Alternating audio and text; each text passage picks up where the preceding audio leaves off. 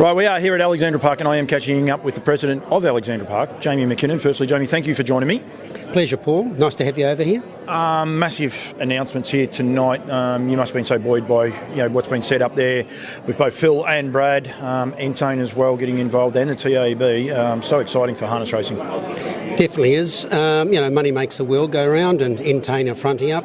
We've also got Harness Racing New Zealand digging into their reserves, which is encouraging. Sire Stakes Board, they're contributing. So it's a big deal. And of course, this club also contributes substantially, up to a couple of million out of its own coffers every year to our stakes. So I think it's looking pretty good. I'm hearing good strategy. That's important. It's no good just having the money. So I'm liking what I'm hearing so far, and I am impressed with Brad Steele.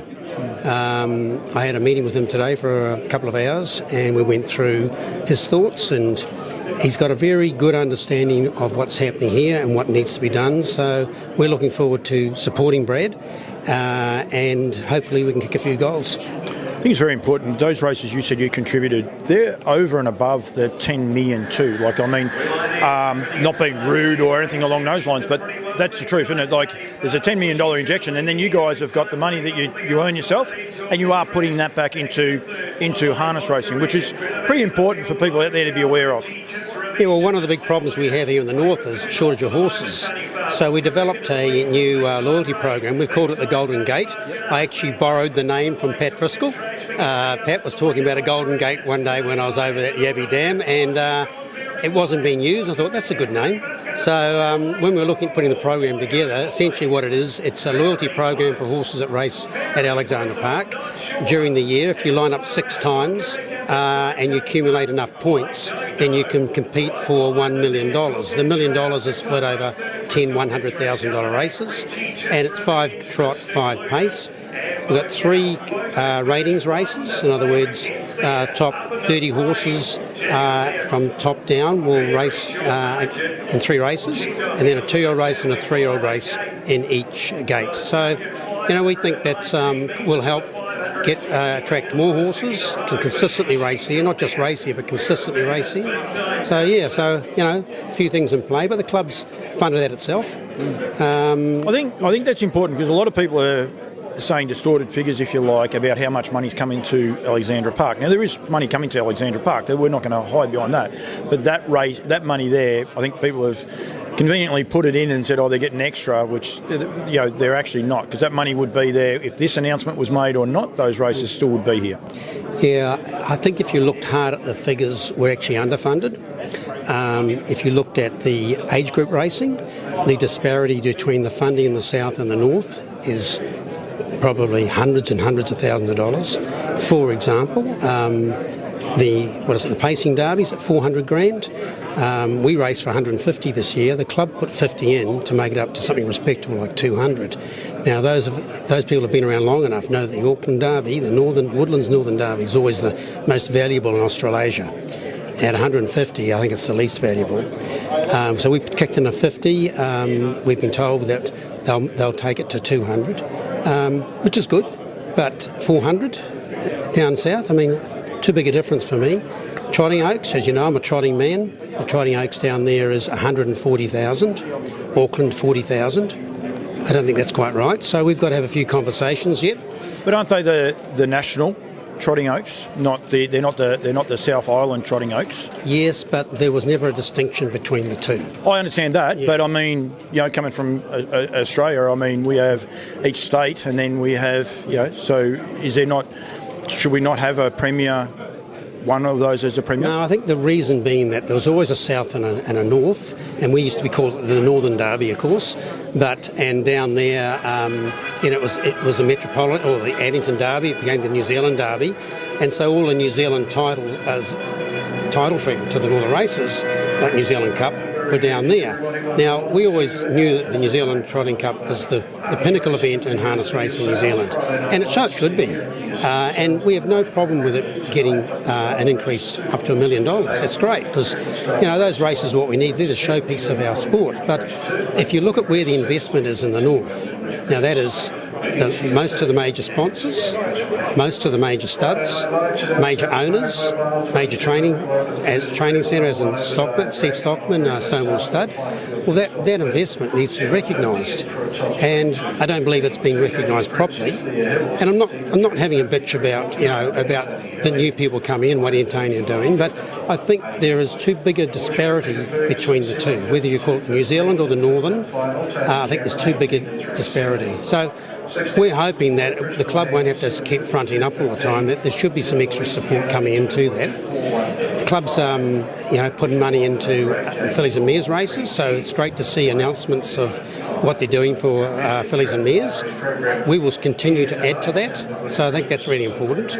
But look, it's a terrific time for harness racing here. A lot of positive energy around. We felt negative energy for I don't know how long. So it's great, and I can see a lot of good things happening down south and a lot of good things happening in the north. A lot of things yet to play out. So, we're right behind it, and I said to Brad Steele today, I said, anything we can do to support what you're trying to achieve, just pick up the phone. The Auckland Cup is going to move to New Year's Eve. Yeah. You excited about that? Definitely. That was always, we feel its rightful place. There was other people that thought differently at HRNZ and asked us to move it to May. There was a carrot. They said, we'll take it from 250 to 400. So we thought, we don't want to be butting heads with them all the time. Let's give it a try. They were trialling something different, so we did that. But the following year, they said, oh no, we're only going to fund you to 150 now. It didn't seem quite right to me. So we didn't really want it at the end of May. I mean, those elite horses have had enough runs in their legs. They need a rest, and we saw that was reflected in some of the fields we've had over the years. So we think that it was a natural progression for horses to race at Addington, head up to Auckland, and then over to Australia after the Auckland meets. So hopefully that'll happen again. There's only an elite horse is only an elite horse for so long. You've got to properly manage them. And we felt the November meeting down at Addington, the December meeting in Auckland, have a wee break, and then head over to Hunter Cup and all the feature racing in Victoria, and then on to the Miracle Mile, of course. Do you worry it might put pressure on participants? I mean, in Victoria, the Sire Stakes was moved to that time slot. It was successful. We were told how successful it was, but the participants just said no because they needed to back off over that Christmas break. Does that worry you? Not really, because we're only just getting going. So you've got your spring racing. So the horses have been out for 3 months. The spring racing really kicks in at the back end of September. Then you move into October and some of the features coming through, the Harness Millions. So they're all prepped up, peaking for Addington. But, these are standardbreds, not thoroughbreds. So they've had maybe 4 races. So then a little breather, head up north. They had maybe 3 races in the north, maybe another one at Cambridge in the early part of the new year. I mean, at most they probably had 10 races. Anyone that owns standardbreds know that, they're just getting warm. Yeah, the Roe Cup is not moved. Well, it is moving, but it will still be ran towards the end. Off the back of this year, I think that's a great move because I think it is so well complemented. The quality of horses you had in it was outstanding. There was a couple that weren't there, but I don't know necessarily it was their race. Call Me the Breeze and those this year. But when you get a horse like Just Believe, be here for it and present how he did on the night, I think that's outstanding. It is going to move a little bit further forward, but it's still going to be in that late autumn time. That's where it used to be, and that's our preferred time. It's just so disappointing that we've gone through this bumper time of trotting in New Zealand with Muscle Mountain, Sunday Sun, a few others escaped my mind, but and they've been either sort of injured or retired. I mean, even my good horse Mataderos, he was a definite contender in these big races, and he's broken a leg. He's all right. He's eating grass in a paddock, and he's retired. So we had a great couple of years there with those top horses. But they'll come again, and we can see some great horses coming through the ranks right now, and I'm hoping in another year we'll be back there and those trotters will be starring like they did before, and if we can get Just Believe and some of these good trailing trotters over, and paces for that matter, it's great for the sport. I mean, we all love a Trans-Tasman tussle, don't we? I mean, it doesn't matter whether you're talking about, probably wouldn't be any tussle with Aussie rules, but rugby league, netball, we love a challenge, and it also creates a lot of good media interest, attracts interest to our sport, attracts betting, and so isn't that what it's all about? Getting people really interested in what you do. So I'd like to see more opportunities between the two countries, and I think you can sort of probably set up some kind of sister club arrangement where you work closer together. I think it's really important, and we all talk about working together over here, but what about over your way? I mean, that's the future of the sport, isn't it? That's what I keep saying. Tuesday nights are Shepparton harness racing and Cambridge, and let's build something with it. There's Albion Park and Menangle race during the day. They could race late in the evening. They could be crossing over. It'd be a great crossover to be able to do that as well. The Great Northern Derby, the Trotting Derby, is always run on Road Cup night. Will it be still run on that same night being brought forward, or might have thrown you under the bus the way you're looking there? I'm just trying to think because they keep changing the dates on me. We've got we won't. We've got the wish list, but I got an idea. It's on the same night of the Anzac Cup, which is Group 1. Yep. So I think the Road Cup's got the Roy Purdon, which is the Group 1. Sorry, you're right. Yeah, so it was a week. Yeah, it was a week. It was a week before. So it will still be a week before the Road Cup, that little bit further advanced. Yeah, and then I think we follow with the Trotting Oaks, the Young Guns finals, and there's another race, name escapes me, but it's pretty solid packed Autumn Carnival, starting with the Harness Millions, which I think is still in the same place, but they're moving that around a bit. So we start sort of the back end of March, and we power on through to the beginning of May. Like Get said, it was in the news again this week about the debt, unfortunately, here at Alexandra Park and how that's going. How is that going? And how's your confidence level, or is there a time frame that when you might be able to see some blue clouds? Yeah, well, as we all know, the buck stops with me, doesn't it? As the chairman, president of the club, you're always worried until the debt's gone. I felt the article was okay, but the headline was wrong. It was attention grabbing, that's what the headline was, but we knew that 12 months ago. So we budgeted in the accounts for a 5.5 million interest cost. So the way that headline read, it looked like it was news. Well, it's not news, we all knew it. So how's it going? Well, we got a deal on a property for 100 million. That basically gets the club out of debt, leaves us in funds, everything paid off. We got a $10 million deposit, which is a bit more than a lunch. I don't think anyone wants to lose 10 million.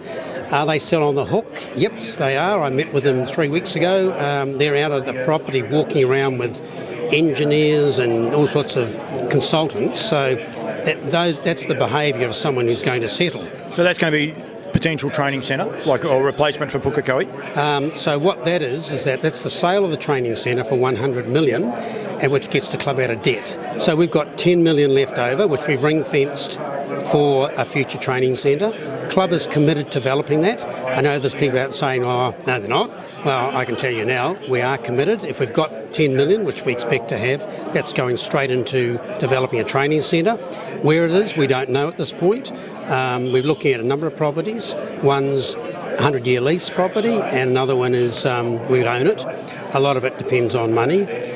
I've said on the record that I don't believe it should be just a club that's building this training facility. It's for harness racing. It's for all racing in the North Island. And I'd like to think I can have a conversation with Harness Racing New Zealand in due course to talk about how we collaborate together to build a world-class training centre, because part of that training centre also needs to be a satellite station for visiting horses. Accommodation, vehicle, the whole bit. We've got to make it easy for people today, whether it be from Australia or from the South Island. We need to make it easy for people. We don't want them jumping through hoops. So, yeah, I mean, that's the commitment that we want to make, and that's what I believe we'll be delivering. When will that happen? We've got a 2-year lease back from when we settle. So that'll go quickly. So, we're onto it now. So but you haven't settled yet? November 8 is the settlement date. And, people say to me, oh, they're not going to settle. Well, I don't know how they know that. And why wouldn't they settle? I'm not being optimistic. I'm just saying that that's the deal. They've got 10 million. If they don't settle, we keep the 10 million. The property goes back on the market. It's got a private plan change now, which it didn't have when we sold the property. It's now a very valuable property. What's it worth? I don't know. it's got to be worth 100 million because someone has paid us for it. Yeah. Or, that's what the deal is. Yeah, no, it's very interesting times, I suppose, on that front. But I mean, it's so exciting. This Friday night lights, and unfortunately, hopefully, everyone's been able to hear us because we had an Annington race go on. We're about to have the first here at Alexandra Park in a minute, and we'll wind this interview up. But this Friday night lights, every Friday night, every 15 minutes, it's great. Yeah, well, Auckland promoted this concept 2 years ago, 2 Junes ago. I went out and leased a television station for 5 hours for 6 weeks, and we managed to get both Addington and Auckland racing together for that period. And we did it on a budget. I went out and funded it, produced it, directed it, and produced a show just to show what the concept was, because people forget that we're in the entertainment business. They think we're in the racing business. We have races here, but we're in the entertainment business, and we don't entertain. So the only way you can entertain is to stop people from disengaging. If you have a race every 30 minutes and you've got greyhounds and racing from Kawasaki and other parts of the world that no one's interested in, what's the point? You're not engaging. I mean, if you went to the movies and every 5 minutes there was an ad coming through, what would that do? You'd get up and leave, and that's what's happening in our sport. So we need to better engage. So we proved the concept, did it for 6 weeks, but at that point it never got any traction. Entain came along and said, that's what we're doing. I mean, it's music to our ears. It makes sense, doesn't it? No, it does, and it's super exciting. As I said, race one's about to start. Jamie, I could talk to you forever.